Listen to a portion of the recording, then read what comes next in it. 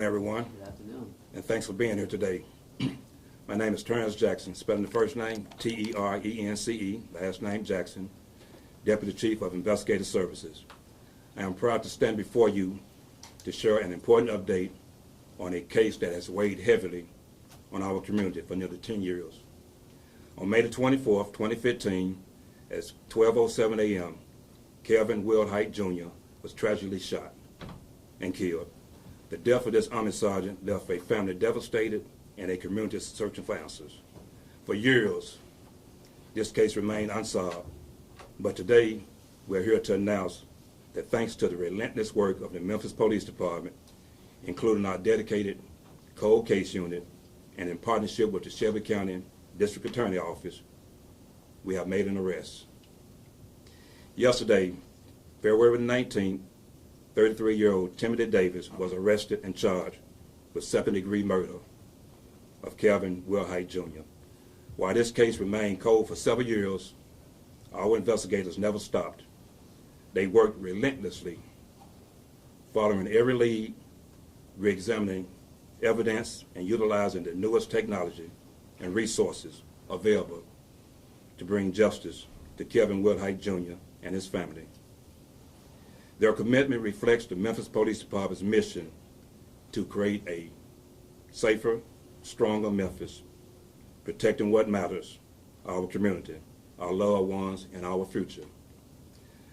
I'll now turn it over to Investigative Services, Colonel Caroline Beasley, who will walk you through the details of how this case was solved. Thank you, Deputy Chief Jackson. Thank you all for joining us this afternoon. I am Colonel Caroline Beasley. That's Caroline, C-A-R-O-L-I-N-E, Beasley, B-E-A-S-L-E-Y, with Investigative Services. I would like to begin by acknowledging Major Kevin Williams of Investigative Services to my right, Second Lieutenant Jamal Salisbury of the Cold Case Unit to my left, and also Lead Investigator Sergeant Errol Freeman to his left, who are standing beside me today. Their expertise and support have been invaluable throughout this investigation. I'll begin now by walking you all through the details of this case. On Sunday, May the 24th, 2015, at 12:07 a.m., officers responded to a shooting at the intersection of South 4th Street and Dr. Martin Luther King Jr. Avenue. Upon arrival, they found the victim, Kelvin Wilhite Jr., suffering from a gunshot wound. He was transported to Regional 1 Hospital, where he later died from his injuries. The suspect left the scene, and despite the initial efforts of our officers and detectives, the case went unsolved. In the first year of the investigation, our detectives worked diligently. They conducted interviews, reviewed video footage, searched for any physical or additional video evidence, and followed up on every lead that came in. However, despite their best efforts, these leads eventually went cold. After the first year, the case was moved to our cold case unit, a unit that is specifically focused on cases that have remained unsolved over time.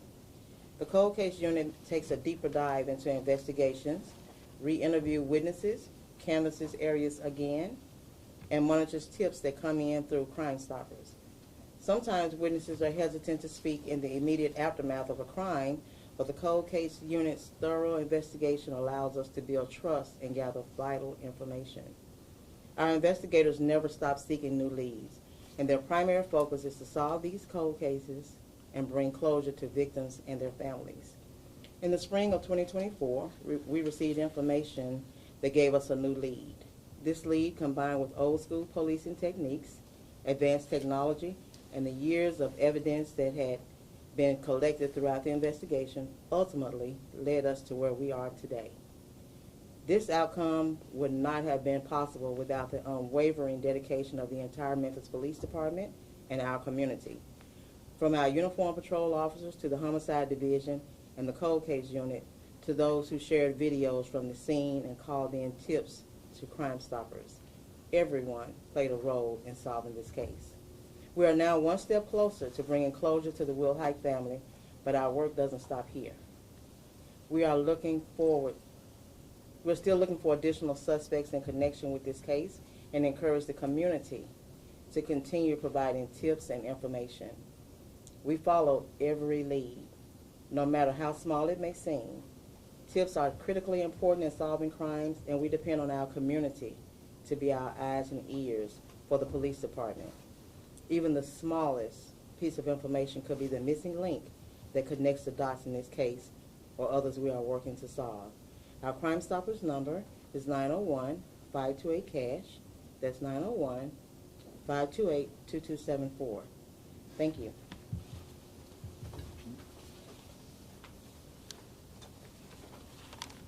Thank you, Colonel Beasley.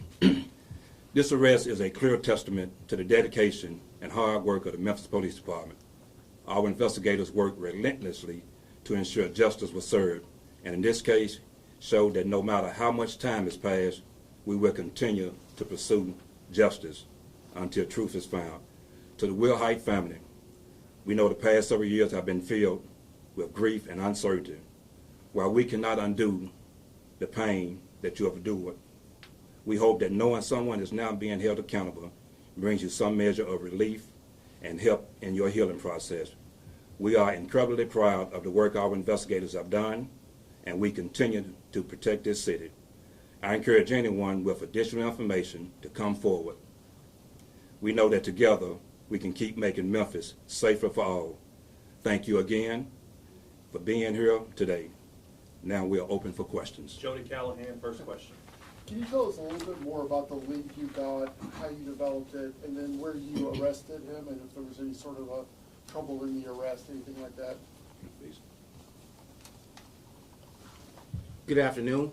I'm Major Kevin D. Williams. First name is going to be spelled K-E-V-I-N.